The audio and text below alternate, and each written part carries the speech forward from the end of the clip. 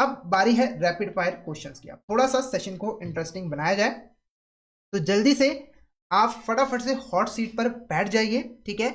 और हमारे सेट के अंदर कौन क्लियर करेगा जेआईबी के अंदर, और मैं आपसे कुछ रैपिड फायर क्वेश्चंस पूछूंगा और आपको उसके आंसर करने हैं, ठीक है। पहला question, dash expenditure is spending of money on acquiring improving long term assets which provide benefits for many years in the future, ठीक है। तो देखो, जब हम किसी लॉन्ग टर्म एसेट्स को एक्वायर करने के लिए या फिर इंप्रूव करने के लिए खर्च करते हैं, एक्सपेंडिचर इनकर करते हैं, जिसका बेनिफिट हमें 1 साल से ज्यादा के लिए मिलता है, तो वो एक्सपेंडिचर क्या कहलाता है? जल्दी से इसका आंसर बताइए, क्या होगा इसका करेक्ट आंसर? तो इसका आंसर होगा कैपिटल एक्सपेंडिचर। इसको हम कैपिटल एक्सपेंडिचर कहते हैं। जैसे आपने एक एक्सवाइजेड कंपनी है, उसने एक मशीन खरीदी है 50,000 रुपए की, ठीक है। मशीन की इकोनॉमिक लाइफ है 5 साल, यानी कि मशीन से जो है कंपनी को 5 साल के लिए बेनिफिट जो है वो मिलेगा। यानी कि उसने जो 50,000 रुपए खर्च किया, इसका बेनिफिट कंपनी को 5 साल के लिए मिलेगा। तो ये आपका कैपिटल एक्सपेंडिचर जो है वो कहलाएगा, ठीक है। उसके बाद नेक्स्ट बात करते हैं, a business spends money on renovation of office to increase its capacity, classify this expenditure. देखो यहां पर क्या है कि हमारी जो एक एग्जिस्टिंग एसेट है, लॉन्ग टर्म एसेट है ऑफिस, उसको रेनोवेट हमने कराया और उसकी कैपेसिटी हमने इंक्रीज कर दी, यानी कि हमने एक लॉन्ग टर्म एसेट को इंप्रूव कर दिया। तो ये कौन सा एक्सपेंडिचर होगा? ये आपका कैपिटल एक्सपेंडिचर होगा, ठीक है। और इसको हम एज अ एसेट जो है वो ट्रीट करेंगे और रिकॉर्ड करेंगे बैलेंस शीट के अंदर। नेक्स्ट बात करते हैं, in which financial statement capital expenditure initially shown. तो जब भी आप कोई कैपिटल एक्सपेंडिचर इनकर करते हो तो उसे किस फाइनेंशियल स्टेटमेंट के अंदर रिकॉर्ड किया जाता है? तो इसका आंसर रहेगा बैलेंस शीट, ठीक है। कैपिटल एक्सपेंडिचर को आप हमेशा एज अ एसेट जो है वो ट्रीट करते हो, ठीक है।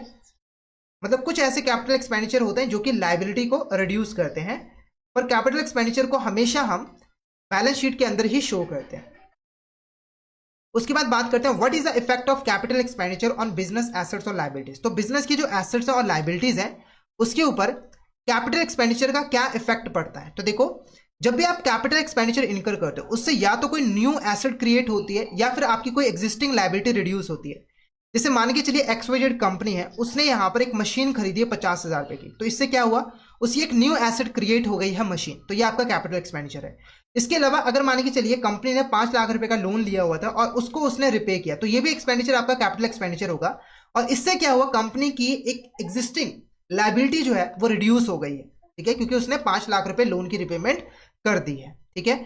उसके बाद अगर बिजनेस यहां पर सैलरीज पे करती है, वेजेस पे करती है, तो ये किस तरह का एक्सपेंडिचर होता है? तो इसका आंसर है रेवेन्यू एक्सपेंडिचर। क्यों? क्योंकि देखो, रेवेन्यू एक्सपेंडिचर एक ऐसा एक्सपेंडिचर होता है जो कि कंपनी इनकर करती है नॉर्मल बिजनेस ऑपरेशंस के ऊपर, जैसे कि रॉ मटेरियल खरीदना, प्रोडक्शन करना, वेजेस पे करना, सैलरीज पे करना, ठीक है। और इसका बेनिफिट कंपनी को 1 साल के अंदर अंदर में ही मिल जाता है। जिस साल ये एक्सपेंडिचर इनकर किए जाते हैं ना, उस साल ही इसका बेनिफिट कंपनी को मिल जाता है, ठीक है। उसके बाद देखो, is the full amount of revenue expenditure charge directly to the profit and loss account in the year it is incurred. ये स्टेटमेंट बिल्कुल यहां पर ट्रू है, यस। क्यों? देखो, सबसे पहले रेवेन्यू एक्सपेंडिचर जो है वो प्रॉफिट एंड लॉस अकाउंट के अंदर शो किया जाता है एज अ एक्सपेंस। अगर आपने 2015 और 16 फाइनेंशियल ईयर के अंदर 10 लाख की सैलरीज पे की है, तो इसका बेनिफिट आपको ऑलरेडी मिल चुका है, यानी कि आपने एक्सपेंस इनकर किया, तो आप सारा का सारा प्रॉफिट एंड लॉस अकाउंट के अंदर एज अ एक्सपेंस जो है वो रिकॉर्ड कर दोगे करंट ईयर की प्रॉफिट एंड लॉस अकाउंट के अंदर, ठीक है। उसके बाद देखो, what term is used to spending that is revenue in nature but whose benefit is spread over multiple accounting period because it last for more than 1 year.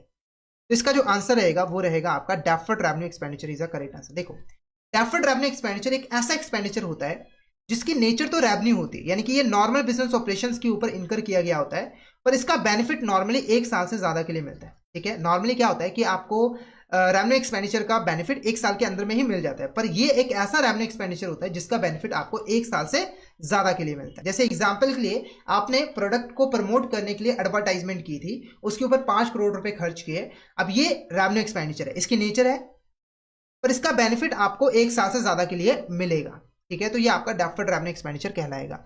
उसके बाद an expense for heavy advertisement for a new product launch return of over 5 years is an example of which type of expenditure. तो आपको clear हो गया होगा। देखो, आपने advertisement की है, ठीक है, तो ये आपका रेवेन्यू एक्सपेंडिचर है, ठीक है, पर इसका बेनिफिट आपको 1 साल से ज्यादा के लिए मिलेगा, तो ये आपका डेफर्ड रेवेन्यू एक्सपेंडिचर कहलाएगा। उसके बाद बात करते हैं कि रेवेन्यू और कैपिटल एक्सपेंडिचर के बीच में क्या डिफरेंस है regarding the frequency of occurrence. तो देखो, जो आपका रेवेन्यू एक्सपेंडिचर होता है वो रेकरिंग इन नेचर होता है। ये एक्सपेंडिचर हम बार बार इनकर करते हैं। बार बार आप रॉ मटेरियल खरीदते हो, बार बार आप प्रोडक्शन करते हो, बार बार आप वेजेस पे करते हो, बार बार आप सैलरीज पे करते हो। और जो कैपिटल एक्सपेंडिचर होता है वो नॉन रेकरिंग इन नेचर होता है, क्योंकि आप कैपिटल एक्सपेंडिचर कभी कभी ही करते हो, यानी कि कभी कभी ही आप एसेट को खरीदते हो या फिर उसकी आप सेल करते हो। ठीक है, नेक्स्ट क्वेश्चन की बात करते हैं। What is a specific portion of capital expenditure that is charged to the profit and loss account annually? देखो, जब हम कैपिटल एक्सपेंडिचर करते हैं तो उसको हम as a asset balance sheet के अंदर शो करते हैं, पर जैसे जैसे हम एसेट को यूज करते हैं, जो आपकी एसेट की वैल्यू होती है वो डिक्रीज होती है, और जो वैल्यू डिक्रीज होती है वो आपका डेप्रिसिएशन होता है, और उसको हम एज ए एक्सपेंस ट्रीट करते हैं और शो करते हैं प्रॉफिट एंड लॉस अकाउंट के अंदर हर साल।